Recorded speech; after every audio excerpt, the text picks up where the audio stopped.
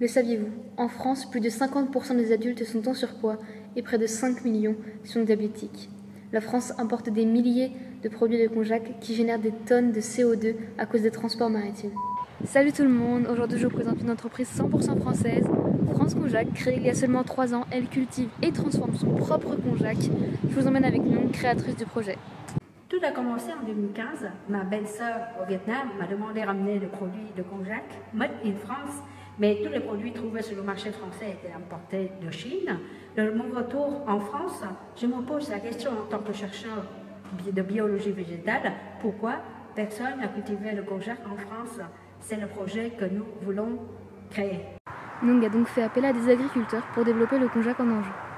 Donc c'est ici, sous serre et en plein champ, qu'on cultive le konjac.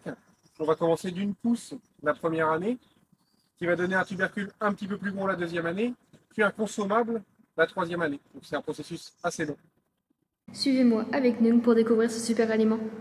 Les pâtes de konjac sont très peu caloriques, mais très riches en fibres élémentaires qui favorisent la satiété et la digestion. C'est un super aliment utilisé dans la médecine traditionnelle japonaise et chinoise pour être en bonne santé. Suivez-moi pour voir le konjac en cuisine. C'est super simple à préparer, comme des pâtes. 3 minutes dans l'eau bouillante et c'est prêt. Le konjac peut se consommer avec des légumes poêlés, des sauces variées et peut même se consommer en salade.